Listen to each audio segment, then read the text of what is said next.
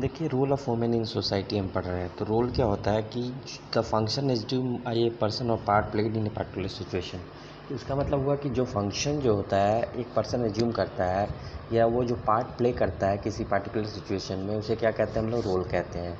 Role मतलब क्या हुआ कि फंक्शन एक आदमी जो एज्यूम कर रहा है या जो वो पार्ट प्ले कर रहा है, ठीक है। या तो फंक्शन एज्यूम कर रहा है या वो जो पार्ट प्ले कर रहा है एक पर्टिकुलर सिचुएशन में। कोई सिचुएशन आ गया उसके पास, उसमें वो जो फंक्शन एज्यूम कर ले या पार्ट प्ले कर ले, उसको हम लोग क्या कहेंगे? रोल कहेंगे।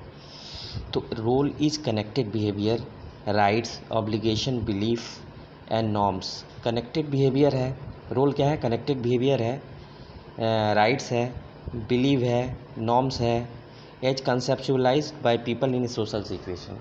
देखिए, एक किसी भी सोशल सिचुएशन में जो आपका बिहेवियर है, ठीक है, किसी सोशल सिचुएशन में जो आपका बिहेवियर है, राइट्स है, ठीक है ना, कनेक्टेड बिहेवियर, राइट, ऑब्लिगेशन है, बिलीफ है, नॉर्म्स है, as conceptualize by people is called role. ठीक है ना। रोल क्या है? देखिए, रोल जो होता है एक इंडिविजुअल जो पार्ट प्ले कर रहा होता है एक पार्टिकुलर सिचुएशन में, द फंक्शन जो by person or part played by person in particular situation, उसको रोल कहते हैं। और देखिए, एक तरह से और समझाता हूँ मैं इसको। रोल का दो डेफिनेशन मैंने दिया। एक मैंने कहा कि रोल क्या है, कि the function assumed by a person in a particular situation. जो एक पार्टिकुलर सिचुएशन में जो फंक्शन एज्यूम करता है वो रोल होता है। और देखिए, एक किसी भी सोशल सिचुएशन में एक आदमी जो है मतलब कैसे बिहेव कर रहा है, ठीक है ना, क्या कैसे भी किसी भी सोशल एक आदमी कैसे बिहेव कर रहा है, ठीक है ना, as conceptualize by the people, ठीक है ना।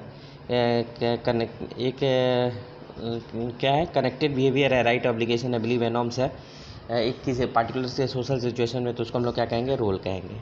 ठीक है। अब रोल ये हो गया। अब देखो द स्टडी, अब इसमें क्या है, by expanding this one can achieve his her individual social status और सोशल। इसको एक्सपांड करके क्या कर सकता है, जितना आप अपने रोल को एक्सपांड करते हो तो अपना आप सोशल पोजीशन अचीव कर सकते हो। जितना आप अपना रोल को एक्सपांड करोगे क्या करोगे? अपना सोशल पोजीशन अचीव कर लोगे। ठीक है ना। अब देखिए क्या है कि the study of role of women, the topics can be arrange into following fashion. जब ये हम वोमेन के रोल को स्टडी करेंगे तो इसको हम लोग क्या दो फैशन में अरेंज कर सकते हैं। देखिए, पहला क्या है, हिस्टोरिकल अगर पर्सपेक्टिव में हम करेंगे तो एक role of women in ancient India, role of women in modern India, role of women in medieval India, role of women in world history, role of women in independence struggle. ठीक है, ये हो गया हिस्टोरिकल पर्सपेक्टिव से अगर हम देखेंगे तो। और क्या है, करेंट एब्स्ट्रैक्ट पर्सपेक्टिव से देखेंगे तो उसका क्या है, करेंट एब्स्ट्रैक्ट पर्सपेक्टिव से देखें तो इकोनॉमिक रोल वो क्या प्ले कर रही है, ठीक है, पॉलिटिकल रोल क्या प्ले कर रही हैं, ठीक है ना, वोमेन रोल इन फैमिली क्या है, ठीक है ना, इकोनॉमिक रोल है, पॉलिटिकल रोल है, फिर सोशल रोल ऑफ वोमेन है, ठीक है ना। फिर उसके बाद से वोमेन एम्पावरमेंट में क्या रोल है उसका, रोल इन स्पोर्ट्स फील्ड क्या है उसका, इकोनॉमिक है, सोशल है, पॉलिटिकल है, ठीक है ना।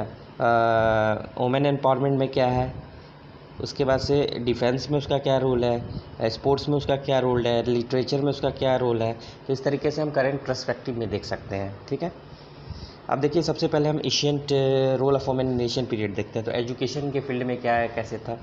तो यहाँ दो टाइप ऑफ स्कॉलरली वोमेन थी, दो तरह की स्कॉलरली वोमेन थी। एक को क्या कहते थे, सद्यो दवहाज, और दूसरा को ब्रह्मवादिनीज।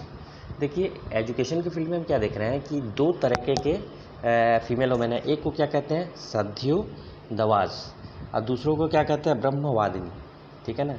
दो तरीके के स्कॉलरली वोमेन है, एक को कहते हैं सद्यो दवाज और दूसरे को कहते हैं ब्रह्मवादिनी। ठीक है ना। अशोक की जो लड़की थी संघमित्रा, उसने क्या किया था, प्रीच किया था क्या, बुद्धिस्टनी। ठीक है। उसके बाद से थर्ड क्या है, बहुत सारी ऐसे लीड थी वोमेन थी जिन्होंने क्या किया है, कंपोज किया, हाइम किया, संस्कृत के प्लेज लिखे, वर्सेज लिखे, ठीक है ना, एक्सेल्ड इन म्यूजिक पेंटिंग। ठीक है। तो two type of scholarly women, एक को सध्योदवास और दूसरे को ब्रह्मवादिनी कहा जाता था। अशोक की जो लड़की थी, क्या नाम था उसका, संघमित्रा, उसने प्रीच किया क्या, बुद्धिस्टनी। उसके बाद से बहुत सारी स्कॉलरली वोमेन ने क्या लिखा, पोएट्रीज लिखे, वर्सेज लिखे, हाइम्स लिखे, रोड संस्कृत प्लेस, ठीक है ना, verses, excel in music, painting etcetera. ठीक है, अब देखो ये आपका किस में रोल हो गया, ये रोल हो गया एजुकेशन में। अब इकोनॉमी में ही देखते हैं क्या रोल था। इकोनॉमी में क्या उस समय क्या करते थे, वोमेन जो असिस्ट करते थे मैन फॉल को वेरियस सीजनल एक्टिविटीज़ में। वोमेन क्या करती थी, अपने मैन फॉल को सीजनल एक्टिविटीज़ में असिस्ट करती थी। ठीक है ना। उसके बाद से अब देखिए पॉलिटिकल में क्या था, तो women participated in debates and were part of committees. Political में क्या था, women participated in debate and were part of committees. ठीक है ना। तो अब एशियंट में देखिए एजुकेशनल, सोशल और पॉलिटिकल। एजुकेशनल में क्या थे, स्कॉलरली वोमेन थे, सत्यवाद और ब्रह्मवादिनी। उसके बाद से क्या था, जो इसकी संघमित्रा लड़की थी उसने प्रीच किया बोधिशनी। उसके बाद फिर मेनी वोमेन राइट क्या किया, पोइट्रीज लिखा उन्होंने, वर्सेस लिखे हैं। उसके बाद से made contribution in the field of art and poetry. ठीक है ना, म्यूजिक एंड पेंटिंग। उसके बाद से इकोनॉमी में देखिए तो women participated with the male council in seasonal activities, various seasonal activity. उसके बाद से अगर पॉलिटिकल में देखें तो वोमेन पार्टिसिपेटेड इन, वोमेन लोग क्या करती थी, participated in debates and were part of committees की वो पार्ट थी। ठीक है, ये हो गया एशियंट। अब देखिए रोल ऑफ वोमेन मिडिएवल में क्या था, एज एडमिनिस्ट्रेटर उनका रोल क्या था, एज एडमिनिस्ट्रेटर।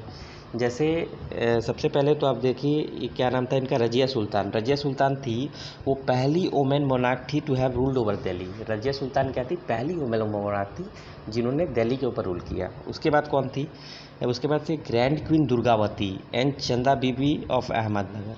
ठीक है ना। उसके बाद से rule during the reason of Akbar. ठीक है ना। रजिया सुल्तान पहली वोमेन मोनार्क थी, दिल्ली में रूल किया उसने। ग्रैंड क्वीन दुर्गावती और Chanda Bibi of Ahmednagar rule during the reason of Akbar. ठीक है ना, इन्होंने एज एडमिनिस्ट्रेटर रूल किया है, rule during the reason of Akbar.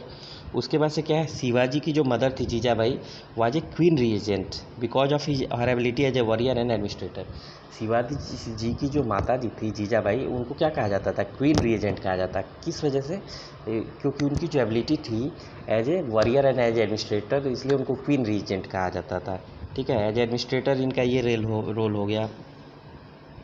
ठीक है, अब उसके बाद से और आर्किटेक्चर के फील्ड में देखिए हाजी बेगम जो थी उन्होंने क्या किया था, हाजी बेगम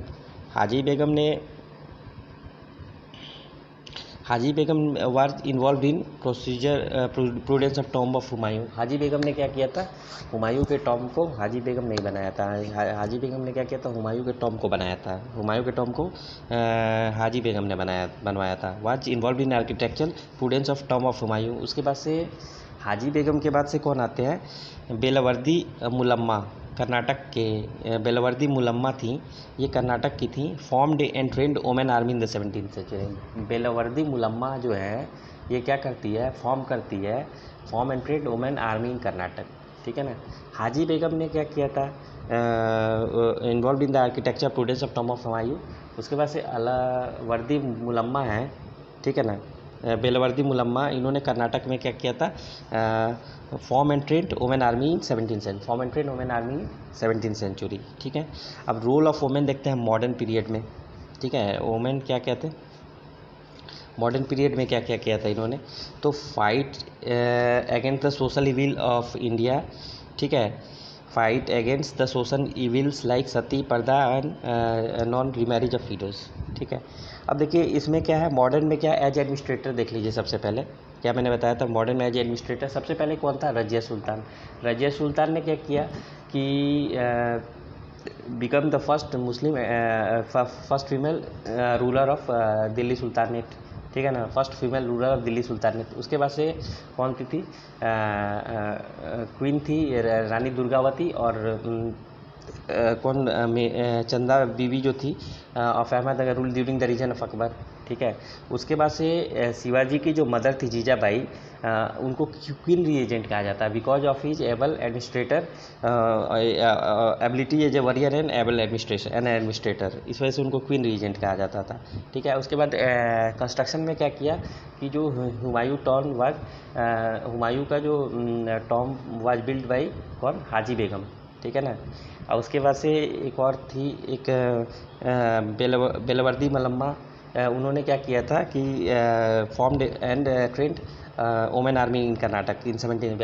बेलवर्दी मलम्मा जो थी, क्या थी, बेलवर्दी मलम्मा, उन्होंने क्या किया था, form and trained Belawadi Mallamma form and trained women army in Karnataka. उसके बाद से इनको अगर छोड़िए तो मॉडर्न में भी बहुत सारा इनका रोल था, जैसे कि fight against the social evils of sati, purdah and non widow remarriage etcetera, ये इस तरीके की चीज़ों से इन्होंने डील किया। अब देखिए प्री इंडिया इंडिपेंडेंस में इनका क्या क्या रोल था।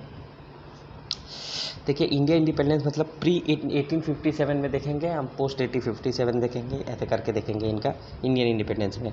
महारानी Velu Nachiyar only queen to have defeated British army. Maharani जो वेलू नचियार थी, ठीक है ना, वो क्या थी, ओनली यही थी। प्री इंडिपेंडेंस में क्या थी, इंडिपेंडेंस में महारानी जो थी Velu Nachiyar only queen to defeat, only queen थी, have defeated the British army successfully. ठीक है ना, ये क्वीन थी जिन्होंने ब्रिटिश आर्मी को सक्सेसफुली डिफीट किया था। उसके बाद से देखिए 1857 रिवॉल्ट के समय देखिए स्टालवर्ट women participants like Rani Lakshmibai dressed up like men and fought alongside with the battalion with her battalion bravely against the British Army। ठीक है। स्टालवर्ट वुमेन पार्टिसिपेंट लाइक, अच्छा उसमें देखिए प्री वुमेन जो थी रानी लक्ष्मीबाई ड्रेस लाइक मैन करती थी और fought with her battalion with British. ठीक है ना, ब्रिटिश के साथ। बेगम हजरत महल ने refuse to oblige with the doctrine of lapse and claim Awadh, refuse to oblige with the doctrine and claim Awadh. उसके बाद से कौन था, अदर बीइंग, और कौन कौन सी थी, और दो तीन अदर बीइंग रानी अवंती लाल लोधी और रानी तारे, और उसके बाद से Rani Jindal Kaur and many more. ठीक है, रानी तारे, रानी अवंती कौर, रानी अवंती लाल लोधी और रानी जिंदल कौर। ठीक है ना।